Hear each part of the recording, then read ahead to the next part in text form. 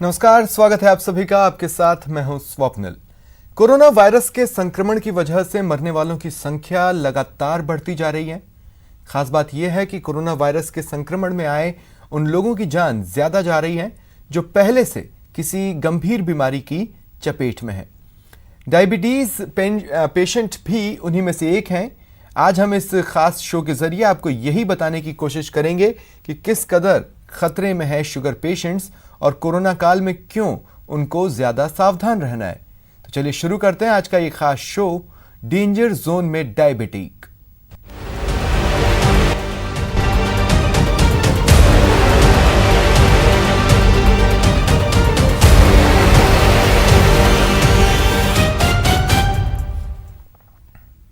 और शुरुआत में कुछ बातें आपको हम बताना चाहेंगे जो कि कोरोना काल में डायबिटिक जो पेशेंट्स हैं उनसे जुड़ी हुई हैं। अब तक जो लोग मारे गए हैं कोरोना की वजह से, उनमें से 9.2% शुगर पेशेंट्स हैं। एक स्टडी में ये बात सामने आई है। इसमें ये कहा गया है कि डायबिटीज की समस्या वाले जो पेशेंट्स हैं उनके लिए खतरा रहता है। कॉम्प्लिकेशंस कोरोना डायबिटिक पेशेंट्स में पैदा करता है। शुगर पेशेंट की रोग प्रतिरोधक क्षमता कमजोर होती है। टाइप 1 और type 2 diabetes patient danger zone में है। भारत में 2019 तक डायबिटीज के 7.7 करोड़ मरीज थे। पूरी दुनिया में डायबिटीज के 40 करोड़ पेशेंट्स हैं और ऐसे में उन्हें सतर्क, सावधान रहने की जरूरत है।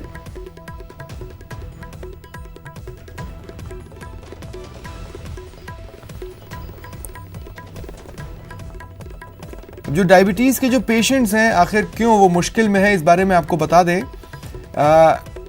देखिए, व्हाइट ब्लड सेल्स WBC शरीर में संक्रमण से लड़ने का काम यही सेल्स करते हैं। अब ब्लड में शुगर की ज्यादा मात्रा WBC को कमजोर करती है। शुगर का जरा सा बढ़ना संक्रमण के खतरे को बढ़ा देता है। 1 चम्मच चीनी 2 घंटे के लिए इम्यूनिटी आधी कर देती है।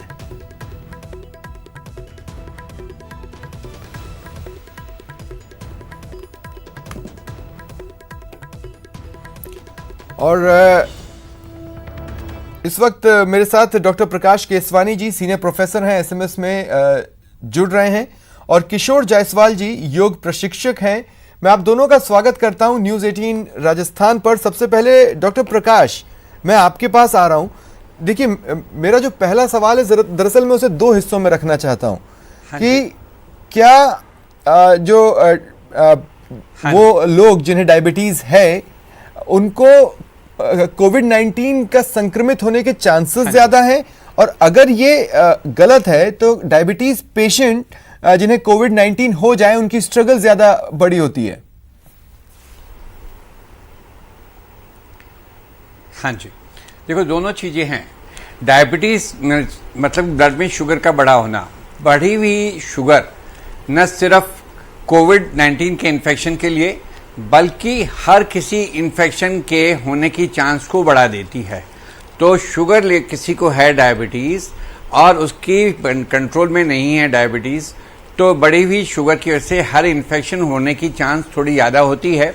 अगर शुगर कंट्रोल है तो होने की चांस लगभग उतनी ही रहेगी जितनी कि एक ऐसे आदमी को है जिसको कि डायबिटीज नहीं है। तो इसलिए शुगर अगर अच्छी कंट्रोल में है तो होने की चांस ज़्यादा नहीं है, और इसलिए शुगर का कंट्रोल होना बेहद ज़रूरी है। बढ़ी हुई शुगर से थोड़ा सा चांस आपकी बढ़ जाती है।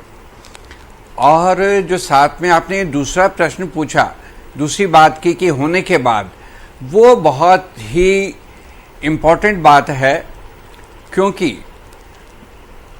इन्फेक्शन बहुत सारे लोगों को होता है और 80% लोगों को थोड़े बहुत लक्षण होकर के वो वहीं खत्म हो जाता है। 15% लक्षण पेशेंट ऐसे होते हैं जिनको न्यूमोनिया या थोड़ा सा ज़्यादा सीरियस प्रॉब्लम होती है, और 5% लोगों को बहुत ज़्यादा तकलीफ होती है जिसमें कि लंग्स का रिस्पांस बहुत ख़राब होता है, ऑक्सीजन कम ले पाते हैं, जिसको कि एक्यूट रेस्पिरेटरी डिस्ट्रेस सिंड्रोम बोलते हैं, और अल्टीमेटली ऑक्सीजन कम होने की वजह से डेथ भी हो जाती है। तो ये कंडीशन किसको होती है? जिसकी कि खुद की इम्यूनिटी कम है। वायरल लोड कितना है तो इस पर डिपेंड करेगा, इम्यूनिटी कितनी कम है। और शुगर का बढ़ा हुआ होना अपने आप में इम्यूनिटी को बहुत असर डालता है। जैसा कि आपने बोला व्हाइट ब्लड सेल्स हमारे शरीर को किसी भी बीमारी से लड़ने के लिए जरूरी होती हैं। इसमें कई तरह की सेल्स होती हैं। न्यूट्रोफिल्स जो कि सेल बैक्टीरिया को या वायरस को खाती हैं, लिम्फोसाइट्स जो कि कुछ हार्मोन्स बनाती है, कुछ साइटोकाइन्स बनाती हैं, कुछ बाकी चीजें बनाती हैं जिससे कि बीमारी से लड़ते हैं। तीसरे मैक्रोफेजेस या बाकी चीजें, वो सब भी जाके वायरस के ऊपर अटैक करके उसको खत्म करने की कोशिश करती हैं। तो हमारा जो इम्यून सिस्टम है, WBC, लिम्फोसाइट्स, मैक्रोफेजेस, इस तरह की कई सारी चीजों से मिलकर बना है।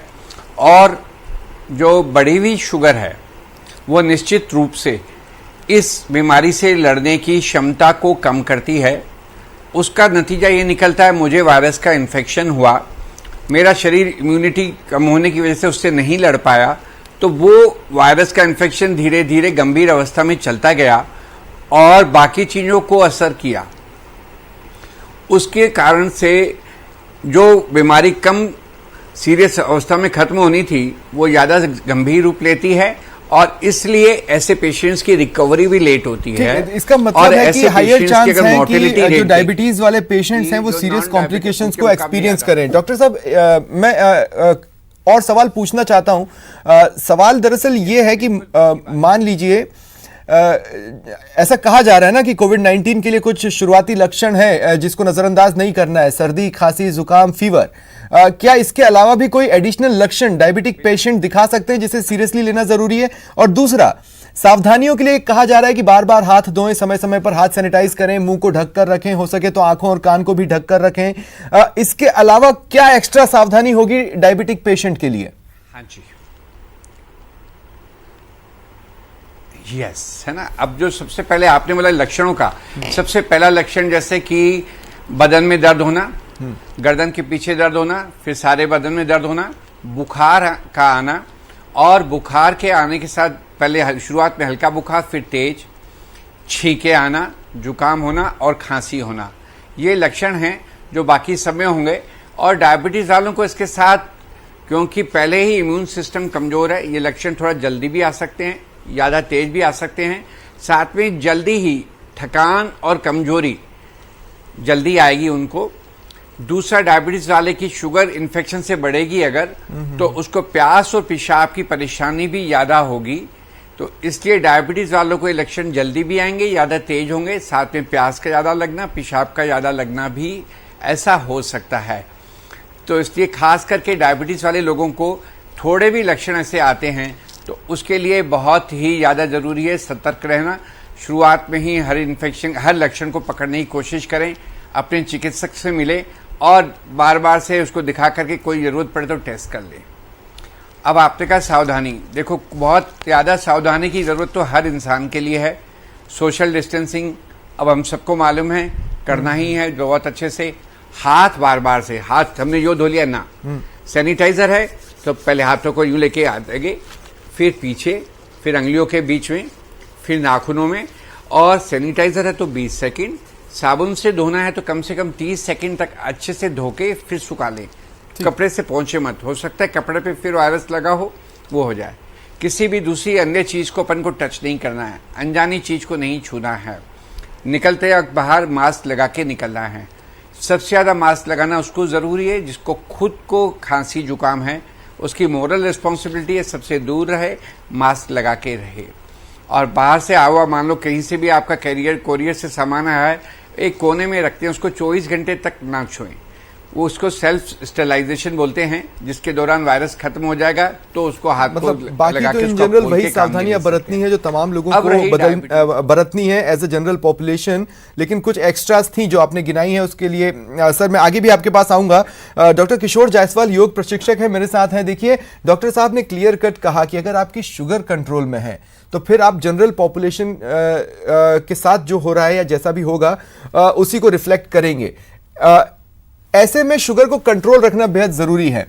तमाम तरह के सुझावों के अलावा उसमें फिजिकल एक्टिविटीज भी शामिल हो जाती हैं उसे कंट्रोल में रखने के लिए, जहां पर किशोर जायसवाल की एक्सपर्टीज काम आती है। किशोर जी, क्या सजेस्ट करेंगे आप? नमस्कार। मैं आपको ये कहना चाहूँगा कि जैसे सर डॉक्टर साहब ने बताया, तो आपको जैसे आसनों का भी अभ्यास करना बहुत ज़रूरी है, इसके साथ इम्यूनिटी पावर को भी डेवलप रखना बहुत ज़रूरी है। जैसे क्या हो रहा है कि जैसे डायबिटीज़ पेशेंट हैं, वो कम से कम अपने लिए 30 से 35 मिनट उसका योग का अभ्यास ज़रूर करें। जैसे इसमें बहुत ही महत्वपूर्ण आसन जो होते हैं, जैसे वक्रासन हुआ, मंडूक आसन हुआ, धनुरासन हुआ, इन आसनों का आप अभ्यास कर सकते हैं। अपने लिए समय निकालना होगा आपको, करीबन अपने एक टाइम निर्धारित समय फिक्स करना होगा कि मुझे सुबह मॉर्निंग में, अभी हमारे पास समय ही समय है। हम लोग जो कहते हैं कि हमें समय नहीं मिल पाता, अपन इस लॉकडाउन के समय हमारे पास हमारी बॉडी को, शरीर को स्वस्थ करने के लिए बहुत अच्छा समय भी है। तो मैं ये चाहूँगा कि आप अधिक से अधिक अपनी शरीर के लिए समय निकालें, और इसका जैसे योगा अवश्य करें। अपने घर में ही आप एक अपना निर्धारित समय बनाएं, उसमें 30 से 35 मिनट का वॉक जरूर करें, आसन का अभ्यास करें। जैसे इसमें महत्वपूर्ण आसन जो होते हैं, वक्रासन होता है, अर्धमत्स्य आसन होता है, धनुरासन होता है, मंडूक आसन होता है, शलभासन ये आसन होते हैं। आदि आसन काफ़ी हैं, और सबसे ज़्यादा महत्वपूर्ण तो ये बात है कि तनाव मुक्त रहना है। आपकी जो बीमारी है उससे ज़्यादा आपको तनाव नहीं लेना है। आप ज़्यादा तनाव लोगे तो आपको ज़्यादा ही वो परेशानी का सामना करना पड़ेगा, परंतु अपने आप को एकदम ऐसा महसूस करें कि मैं एकदम स्वस्थ हूँ, मेरे शरीर में कोई रोग नहीं है। जितना आप अच्छा सोचोगे उतना आपके लिए बहुत ही फायदेमंद रहेगा, क्योंकि आप माफ कीजिएगा किशोर जी, मैं कहना चाहता हूँ, देखिए मेरी पहचान में कुछ ऐसे डायबिटिक पेशेंट्स हैं जो योगा नहीं करते हैं, लेकिन वॉक बहुत लंबा करते हैं। लेकिन लॉकडाउन के दिनों में वॉक पॉसिबल नहीं है, वो एक्सरसाइज के साथ उतने हैबिचुअल नहीं है जितना वॉक या रनिंग को लेकर हैबिचुअल है। उनको आप क्या सजेस्ट कर पाएंगे? सर, उसके लिए ये है कि आप कम से कम 4 से 5 आसन तो आप आराम से कर ही सकते हैं सर। जिससे हम आजकल यूट्यूब हुआ, योगा के आपने काफ़ी हर जगह जाकर योगा भी किया है, तो 5-6 आसन आपको जो भी ट्रेनर होगा वो ज़रूर बताया होगा कि उस आसनों का आप अभ्यास कर सकते हैं। जैसे वक्रासन हुआ, अर्धमत्स्य आसन हुआ, आप थोड़ा तो कर ही सकते हो। आप कम जैसे आप रामदेव जी को भी देख लीजिए, कितना वो हर चीज में आप बताते रहते हैं, करते रहते हैं, तो आप हर चीज का अभ्यास कर सकते हैं। जैसे दरअसल और अपने घर में आप जैसे नहीं है कि मैं आपसे रिक्वेस्ट कर लेता किशोर जी कि आप अगर 1 या 2 आसन वहां पर कर दिखा पाएं, हालांकि वैसी सेटिंग नहीं है, वो पॉसिबिलिटी नहीं है। ऐसे में आपका ये सजेशन बिल्कुल राइट है कि यूट्यूब पर जाकर देखा जा सकता है। वैसे भी लॉकडाउन के दौरान काफी समय मोबाइल पर बीत रहा है, लेकिन आपने जिस ओर इशारा किया वो है एक लाइफ की ओर। डॉक्टर प्रकाश, एक डिसिप्लिन्ड लाइफ की बेहद जरूरत होगी इस वक्त किसी भी डायबिटिक पेशेंट के लिए। उसके पास दवाओं का स्टॉक होना चाहिए और उसे समय समय पर अपना शुगर लेवल भी चेक करना चाहिए। और क्या क्या उन्हें करना ही होगा, खासकर डाइट को लेकर? बिल्कुल। हाँ, एक सिंपल वर्ड में आपने कह दिया, डिसिप्लिन लाइफ।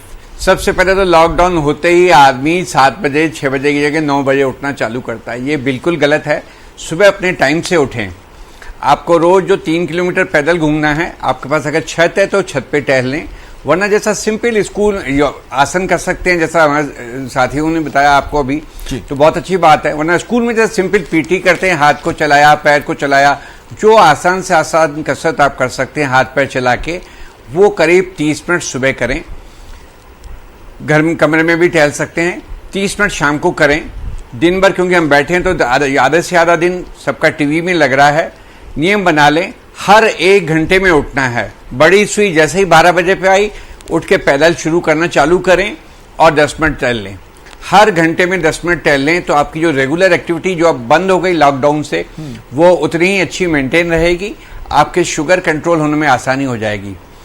दूसरी जो डिसिप्लिन की बात है खाने की, मैं बैठा हूं तो बीच में कुछ खाता रहूंगा, ये सबसे गलत बात है। जो खाने की डाइट आपकी पहले से शेड्यूल थी, सुबह चाय, सुबह फिर नाश्ता, फिर दोपहर का खाना, शाम की चाय और रात का खाना, रोजाना के तरीके से ही खाएं। ऐसा नहीं आज घर में बैठे तो चलो इसने कहा ये भी बना लिया तो मैं भी ये थोड़ा खा लूं, ऐसा नहीं। खाने को और एक्सरसाइज को मेंटेन आप अपनी बात को जारी रखिएगा, बात लेकिन एक सबसे चीज और जरूरी है। मैं पूछना चाहता हूं, कुछ आर्टिकल्स में ये लिखा है कि ज्यादा से ज्यादा तरल पदार्थ लें, क्या ये भी आप सजेस्ट करेंगे? हाँ, बिल्कुल बिल्कुल। फ्लूइड जो पानी है, तृप्त डिहाइड्रेशन नहीं होना चाहिए। करीब करीब पूरे दिन में, क्योंकि मौसम में थोड़ा गर्म होने लगा है, 2.5 से 3 लीटर पानी आपके शरीर में लिक्विड जरूर जाना चाहिए, वरना पानी की कमी से भी सांद्रता बढ़ेगी खून की, तो वो भी थोड़ा सा खराब रहेगा। तो पानी काफी लेना चाहिए, लिक्विड काफी लेना चाहिए। ऐसे में छाछ भी डायबिटीज के लोगों को अच्छा मदद कर सकती है। तीसरे जो सबसे जरूरी है, शुगर चेक करके देखते रहें, शुगर पे नजर रखें। खाली पेट की शुगर हर हाल में कोशिश करें 120 से कम, और खाने का बाद, चाहे नाश्ता है, चाहे दोपहर का खाना है, चाहे रात का, 160 से कम रखें। शुगर कंट्रोल है, बिल्कुल डाइट एक्सरसाइज को फॉलो करते रहें, दवा को बीच में बंद मत करें। और अगर शुगर कंट्रोल में नहीं हो पाती है, थोड़ा बढ़ जाती है, तो अपने चिकित्सक से बेशक फोन पे परामर्श करें, उनसे राय लें, उनको बताएं कि क्या डिस्टरबेंस आ रही है। वो या तो दवाई में कुछ तब्दीली करके बताएंगे, डोज कम ज्यादा करेंगे, या आपके खाने को मॉडिफाई करेंगे, तो उससे आपकी शुगर कंट्रोल आ जाएगी। शुगर कंट्रोल करना सबसे अहम बात है। ठीक है। इसके साथ एक जो और चीज है, जैसा आपने बताया कि करीब 7.5 करोड़ डायबिटीज के लोग हैं हमारे पास। और हमारे यहाँ हिंदुस्तान में सबसे कॉमन है टाइप 2 डायबिटीज, जो बड़ी उम्र में होती है। और बड़ी उम्र भी डायबिटीज के साथ एक बहुत बड़ा रिस्क फैक्टर है। तो 60 साल से बड़े हुए व्यक्ति जिनको भी डायबिटीज है, उनके लिए अलग अलग है या एक सा ही है? नहीं, दोनों में रिस्क बराबर है, दोनों के लिए बराबर रिस्क है। दोनों की शुगर अच्छी कंट्रोल होनी चाहिए। ठीक है सर। सर मैं आगे भी आपके पास आऊंगा, लेकिन एक सवाल और इसी से जुड़ा हुआ मैं किशोर जायसवाल जी के पास जाना चाहता हूं। किशोर जी, योगा करने से एक डिसिप्लिन्ड लाइफ की ओर बढ़ते हैं, लेकिन अगर मान लीजिए कि योगा की शुरुआत नहीं की थी, तो एक डिसिप्लिन्ड लाइफ जीने की शुरुआत हुई है या नहीं, इस बारे में, इसकी बात की कोई गारंटी नहीं है। इसके लिए क्या सजेस्ट करेंगे आप?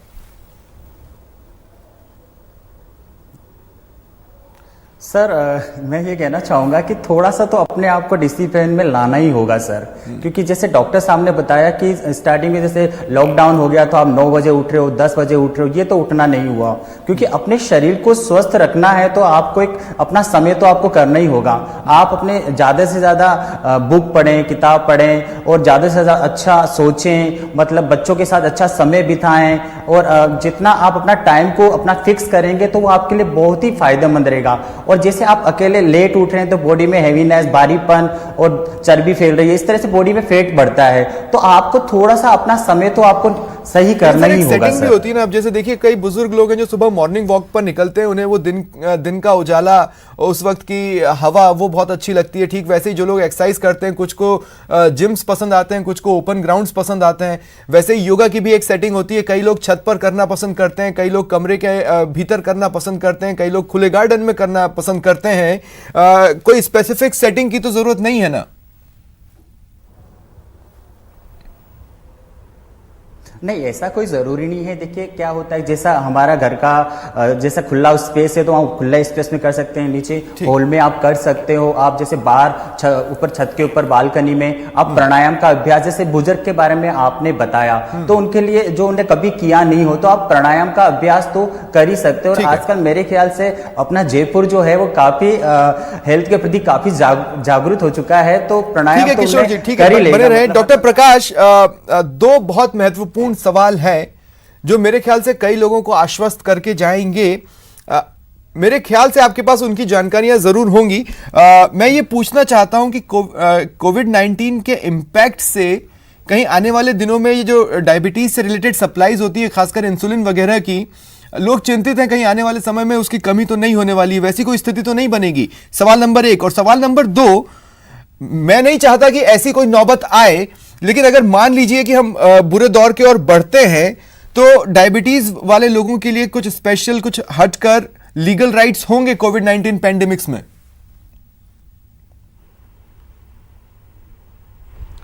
देखो कि जैसा पहला आपने बोला दवाइयों का, तो दवाइयां इस तरीके की हैं डायबिटीज की, जैसे गोलियां और इंसुलिन, जो कि काफी बड़ी मात्रा में, लगभग सारे जो है ये चीजें अपने हिंदुस्तान में ही बनती हैं और अपने भारतवर्ष में से दवाइयों के हिसाब से हम अगर पूरे विश्व को देखें, बहुत अच्छी लेवल पे हैं। सब तरह की दवाइयां बहुतायत में हैं, बहुत अच्छी बन रही हैं, तो ये कमी वाली बात तो नहीं आएगी। दूसरा चीज आपने बोला कि आने वाले टाइम में जो डायबिटीज की वजह से कोई और परेशानी नहीं हो, तो अगर शुगर कंट्रोल है, शुगर की वजह से कोई नुकसान नहीं होता है, किसी की जान की या कोई और नुकसान नहीं होता है, तो ऐसी कोई लीगल प्रॉब्लम भी नहीं आनी चाहिए मेरे ख्याल से।